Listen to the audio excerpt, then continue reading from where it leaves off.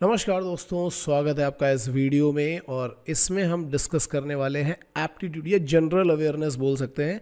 एक सेक्शन आता है जनरल अवेयरनेस IMUCT के पेपर में, जिसमें 40 क्वेश्चन होते हैं। लेकिन जैसा कि हम पहले भी डिस्कस कर चुके हैं कि पिछली साल का पेपर जो था काफ़ी अजीब सा पेपर बना हुआ था, और वो अभी जनरल अवेयरनेस के सेक्शन को देख करके भी आपको पता चल जाएगा कि क्यों मैं बोल रहा हूँ कि काफ़ी अजीब सा बना था। आपने पहले वाले 2 पेपर देखे। मैथ्स का पेपर जब हमने डिस्कस किया था तो उसमें बहुत बड़ा डिसबैलेंस था। 11th के बहुत कम क्वेश्चन थे, 12th के काफ़ी ज़्यादा थे। फिजिक्स देखा तो उसमें आपको दिखाई पड़ा सिर्फ 12th था, 11th कुछ था ही नहीं। इस बार जब हम जनरल अवेयरनेस के पेपर को देखेंगे तो हमें पता चलेगा कि इसमें क्या डिफरेंस आने वाला है। तो चलो शुरू करते हैं इस पेपर के डिस्कशन को, मतलब इस पेपर में क्या क्या पूछा गया था 2022 में, उसको देखते हैं। लेकिन उससे पहले एक इंपॉर्टेंट चीज़ ये है कि अगर आप लोगों को लग रहा है कि घर में आपकी प्रिपरेशन ठीक से नहीं हो पा रही है, आपको एक कोच और गाइड की ज़रूरत है, तो नीचे दिए हुए नंबर पे कांटेक्ट कर लो फटाफट, क्योंकि डेली 8-8 घंटे के क्लासरूम प्रोग्राम चल रहे हैं, जिसमें हम सारी की सारी चीज़ें, जितना भी कुछ मैं बता रहा हूँ, ये सब कुछ हम लोग वहाँ पे कवर कर रहे हैं। और ना सिर्फ इतना, इसके अलावा बाकी सारे के सारे टॉपिक, क्योंकि ये प्रिडिक्टेबल नहीं है कि क्या पूछा जाएगा और क्या नहीं पूछा जाएगा, इसलिए हम कई सारी चीज़ें प्रिपेयर कर रहे हैं। केवल इन चक्करों में मत पड़ना कि 2-3 साल के पेपर अगर हमें मिल जाएंगे तो उससे हमारा पेपर आ जाएगा। 3 साल 4 साल के पेपर हम भी क्लास में करवा देते हैं, लेकिन मेरा सजेशन ये है कि अगर कोई पेपर अच्छे से करना हो तो उसकी प्रिपरेशन अच्छे से होनी चाहिए।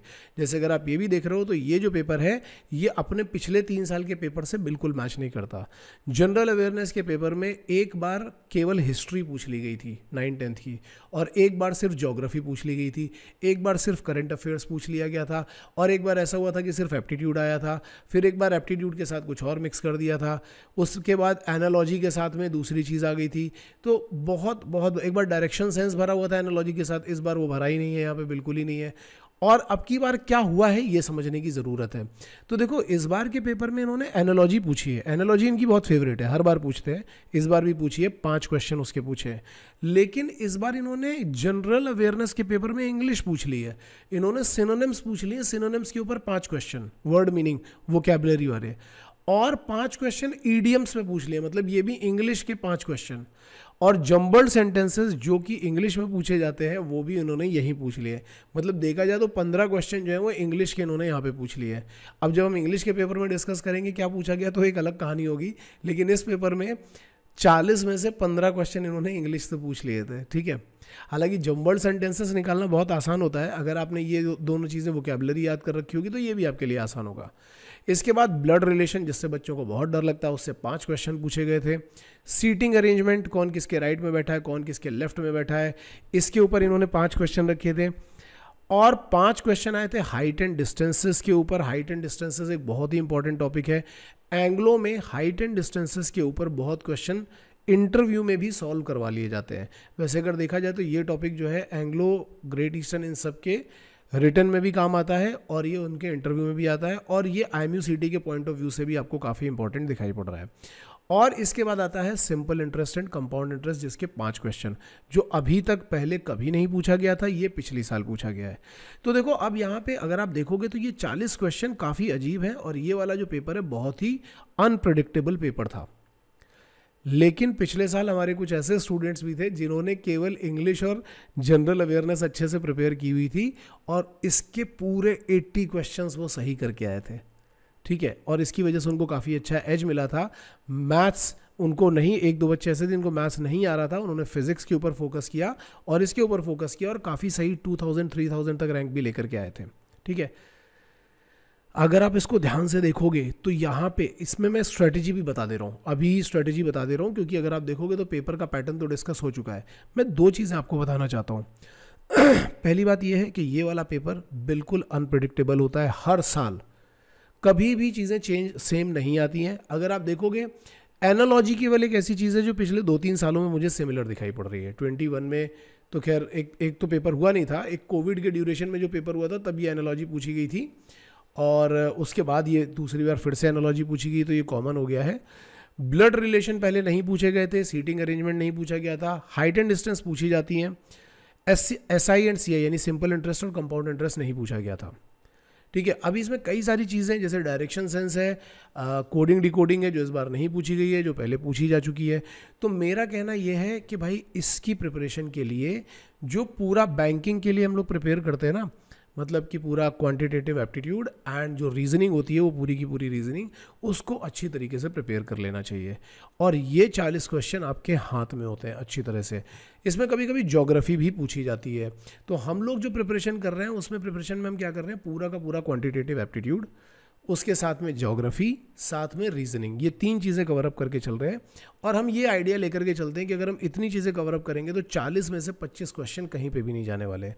ये बिल्कुल प्रैक्टिस बेस होता है और इसमें टाइम काफ़ी लगता है, तो इसमें प्रैक्टिस की बहुत ज़्यादा ज़रूरत होती है, फॉर्मूले काफ़ी कम होते हैं और प्रैक्टिस काफ़ी ज़्यादा करनी होती है। तो अगर आप इसकी स्ट्रैटेजी बनाओगे तो मैं बोलूँगा इसके ऊपर आपको सिर्फ प्रैक्टिस करनी है। हम जो अपनी क्लासेस में करा रहे हैं वो हम क्या करा रहे हैं, हम क्लास में एक एक चैप्टर पे कम से कम एक एक 1.5 घंटे तक प्रैक्टिस कराते हैं हर एक चैप्टर के ऊपर, ताकि एग्ज़ाम तक जाते जाते आप काफ़ी सारे क्वेश्चन पहले से ही प्रैक्टिस करके बैठे हो। एक बार और मैं आपको बताना चाहूँगा, कुछ लोग क्या करते हैं, कुछ ऐसे बोल देंगे कि हमारे पास पेपर्स हैं। जैसे आजकल एक बात बहुत चल रही है कि कोई बोल रहा है हमारे पास सिनर्जी के 20 पेपर हैं, एंग्लो ईस्टर्न के 10 पेपर हैं। ये देखो, ये बातें मतलब जैसे कई बच्चे मेरे पास भी लेकर के आते हैं, इनमें से काफ़ी बातें फ्रॉड होती हैं यार, फालतू बातें होती हैं। सिनर्जी ने अभी पिछले 3 सालों से तो स्पॉन्सरशिप एग्ज़ाम लेना शुरू किया है। उसके पहले सिनर्जी एग्ज़ाम ही नहीं लेता था, वो केवल DNS वालों को उठाता था, डेक कैडेट्स को लेता ही नहीं था। तो 3-4 साल हुए होंगे मुश्किल से, और 3-4 साल में वो केवल एक अगस्त बैच को ही स्पॉन्सरशिप देता आया है। तो मुश्किल से अगर पेपर अवेलेबल भी होंगे तो 4 होंगे, 20 पेपर आए कहाँ से? यहीं से हमें समझ में आना चाहिए कि लोग किस तरीके से बेवकूफ़ बना रहे हैं। और जो लोग आपको ये बोलते हैं ना कि हमारे पास 20 पेपर अवेलेबल है, 10 पेपर अवेलेबल है, ये है वो है, देखो मेरे पास क्या होता है, टेलीग्राम पे बहुत लोग लेकर के आते हैं, सर देखो ये वाला पेपर ओरिजिनल है। उन्होंने क्या किया हुआ है, एक रैंडम पेपर बनाया है और उसके ऊपर वाटर मार्क डाल दिया एंग्लो ईस्टर्न का, या उसके ऊपर लोगो डाल दिया सिनर्जी का, और बोल रहे हैं कि सिनर्जी का पेपर है, IMU का पिछले साल का पेपर है। इनके चक्करों में बिल्कुल भी मत पड़ो। और बहुत बार ये लोगों से पेपर मांगोगे ना तो पेपर दे ही नहीं पाएंगे। मतलब जेन्युइन चीज़ें हैं, आप सोच करके देखो कि आपको बोलेंगे बहुत कम फीस में आ जाओ, हम आपको ये करा देंगे, वो करा देंगे, 10 पेपर करा देंगे, 20 पेपर करा देंगे, कुछ नहीं है। कुछ लोग लास्ट मोमेंट जब 1 महीना बचता है ना, तो क्या करते हैं, सारे टेलीग्राम ग्रुप्स में डालते हैं कि IMU CD का पेपर लीक हो गया है, 2000 में मिल रहा है, 3000 में मिल रहा है, इससे ही क्वेश्चन आएंगे। लास्ट ईयर भी हुआ था ये, और उसके पहले भी हुआ था। मेरा सजेशन ये है भाई, इनके चक्करों में मत पड़ो, अपनी मेहनत पे फोकस करो, क्योंकि अगर पेपर बदल गया और तुम ये 2-3 हज़ार के चक्कर में पड़े रह गए तो तुम्हारा पूरा का पूरा साल बर्बाद हो जाएगा। और 1 साल अगर आपने यहाँ बर्बाद किया तो आप समझ लो कि 1 साल आप ज्वाइनिंग में भी लेट कर रहे हो, और 1 साल में अगर 6 महीने भी शिप पे जाते हो ना तो कम से कम 8-9 लाख का नुकसान है। तो ये 2-3 हज़ार के चक्कर में बर्बादी मत करो, जान लगाओ, घर पे मेहनत करो। मतलब मेरा कहना है कि एक्शन लो, बेसिकली एक्शन लो, घर पे मेहनत करो, हमारे साथ आकर के मेहनत करो, किसी दूसरे कोचिंग से इंस्टीट्यूट के साथ में जाकर के मेहनत करो, लेकिन उनके साथ में जाकर के मेहनत करो जो आपको सही डायरेक्शन दिखा रहे हो। ठीक है, मेरे ख्याल से आपको समझ में आई होगी बात। तो घर पे भी मेहनत करना शुरू करोगे, दैट इज़ गुड इनफ, लेकिन मेहनत करो, ये फालतू की फड्डेबाजी में मत पड़ो। All the best guys.